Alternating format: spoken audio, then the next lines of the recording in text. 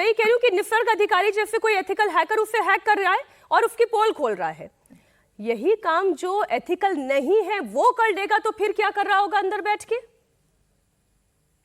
Definitely कर ही रहा होगा। देखिए, यदि ये चीज किसी और द्वारा संभव है तो इसका कोई ना कोई नेगेटिव यूज हो चुका है, और इसीलिए सारी चिंता का विषय है कि जिस कंपनी को डेटा स्कैनिंग से लेकर, डेटा स्टोरेज से लेकर, डेटा सिक्योरिटी से लेकर, डेटा रीएवोल्यूशन से लेकर, डेटा मैनेजमेंट से लेकर हर चीज की रिस्पॉन्सिबिलिटी दी गई थी। अभी आपने स्कोप पूछा था, जो स्कोप है इस कंपनी के लिए वो पूरा फ्लो ऑफ द वर्क है, starting from scanning to evaluation to storage to security to reevolution to the support, हर चीज की रिस्पॉन्सिबिलिटी है। ऐसे में दी सिक्योरिटी इस हद तक वीक है और उनको स्पेशल एडवांटेज दिए गए सिक्योरिटी प्रोविजंस को डाइल्यूट करने के लिए, तो ये तो बच्चों के संग धोखा हो रहा है।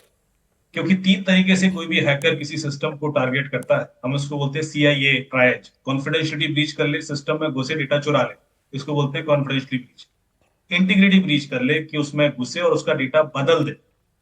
और तीसरा होता है अवेलेबिलिटी ब्रीच की, आप ही के सिस्टम को आपके लिए अवेलेबिलिटी उसकी रोक दी जाए। यहां पर जो निसर्ग ने किया है वो इंटीग्रिटी ब्रीच भी कर रहा है। वो कह रहा है मैं डेटा चेंज कर सकता हूं। Now that is extreme level of risk. यदि यही हो रहा है तो ये तो मजाक हो गया सिस्टम के साथ। यदि इस लेवल पर भी कोई वल्नरेबिलिटी थी और उन्होंने सिक्योरिटी असेसमेंट नहीं कराया था तो सीधे सीधे पेनल्टी लगनी चाहिए कंपनी को, और इतनी पेनल्टी लगनी चाहिए कि आगे से किसी कंपनी की हिम्मत ना हो इस तरह की वल्नरेबिलिटी छोड़ने की। ये जब तक प्रोसिक्यूशन स्ट्रांग नहीं होगा, जब तक डर नहीं आएगा। हमारे यहाँ लोग छोड़ दिए जाते हैं कि कोई बात नहीं, कोई कोई रीजन दे देंगे। माइक्रोसॉफ्ट ने कहा रे वो वल्नरेबिलिटी आई थी, वो तो क्राउड स्ट्राइक की उस वजह से अच्छा अमित जी, 120 मुझे कंट्रीज में। ये बताएं कि हम बैंकिंग सेक्टर में भी देखते हैं सारा ऑनलाइन ट्रांजैक्शन हो रहा है। डेफिनेटली वहां पर भी कुछ पोर्टल सिस्टम होगा। That portal system is very secure, तभी वहां पे कोई लीकेजेस नहीं हो रहे। तो इस तरीके का सिस्टम क्यों इतना आसान है किसी हैकर के लिए हैक कर लेना? देखिए, जेईई का एग्जाम होता है वो भी ऑनलाइन ही होता है, या यूपीएससी का होता है, वहां कभी लीक नहीं हुआ, कभी ऑनलाइन ब्रीचेस भी नहीं हुए, और वो बड़े सिक्योरली मैनेज होते हैं। तो ऐसा नहीं कि इसी देश में और भी बहुत सारे एग्जाम हैं जो ऑनलाइन ही हो रहे हैं या इसी प्रोसेस को फॉलो कर रहे हैं, पर उसके बावजूद they could maintain their sanity. यहाँ पर डेफिनेटली जो ऑर्गेनाइज कर रहे हैं लोग, उनकी इंटेंशन, उनकी लॉयल्टी पर सवाल खड़े होते हैं। और मैं तो कहता हूँ सारे जितने लोग इस प्रोसेस में इन्वॉल्व थे सबको जांच के घेरे में आना चाहिए। और यदि अकाउंटेबिलिटी आप सेट नहीं कर सकते तो आगे ये चीज नहीं रुकेगी, इस बात की कोई गारंटी नहीं दे सकता। अकाउंटेबिलिटी सेट करना बहुत जरूरी है कि इसके लिए जिम्मेवार है कौन। और जब आपने तक कुछ अकाउंटेबिलिटी की बात कर दी, सिद्धार्थ यादव जी हमारे साथ हैं। जी जी जी, सार्थक बोले। हाँ, अगर आप परमिशन दे तो मैं अमित सर के बात पे कुछ ऐड करना चाहूंगा। बिल्कुल जैसे बोले। ये कंपनी, जैसे निसर्ग अधिकारी ने दिखाया कि इस कंपनी के द्वारा जो डेटा था वो ब्रीच कर लिया गया है। पिछले अगर हम लोग आरएफपी मतलब नए आरएफपी में देखें तो नए आरएफपी में प्रावधान था कि सीबीएसई इसे ब्लैकलिस्ट कर सकती थी, इस कंपनी को ब्लैकलिस्ट कर सकती थी।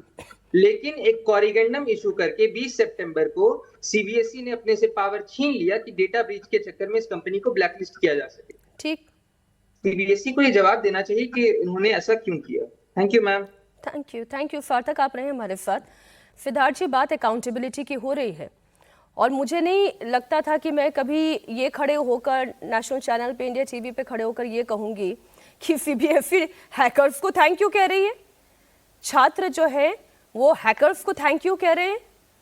एक सीबीएसई बॉडी सिर्फ इसी काम के लिए है कि वो परीक्षा अच्छे से कंडक्ट कराए, परीक्षा को अच्छे से चेक करवाए, उसको अच्छे से सेव रखे।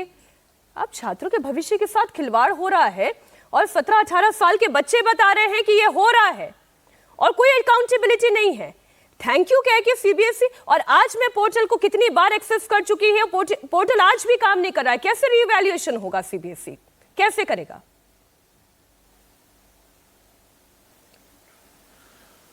नमस्कार मीनाक्षी जी, आपके सभी दर्शकों को नमस्कार। बिल्कुल अकाउंटेबिलिटी सेट होनी चाहिए और कोई भी प्रक्रिया हो उस प्रक्रिया की पूरी शुचिता मेंटेन होनी चाहिए, इसमें कोई दो राय नहीं है। पर मैं 3-4 बातों का जवाब देता हूँ। सबसे पहले तो क्योंकि लाखों छात्र भी अभी आपके शो को देख रहे हैं, सीबीएसई का ट्वीट भी आया है, रिवैल्यूएशन का पोर्टल लाइव जा चुका है, 1 घंटे पहले का ट्वीट था, उसको एक्सेस कर सकते हैं। कुछ टेक्निकल ग्लिचेस अगर रहेंगे, क्योंकि नंबर बहुत ज़्यादा है सीबीएसई के स्टूडेंट्स का भी, तो आज शाम तक सब लोग एक्सेस कर पाएंगे। इसकी अवधि भी बढ़ाई जा चुकी है, किसी प्रकार के पैनिक की कोई आवश्यकता नहीं है।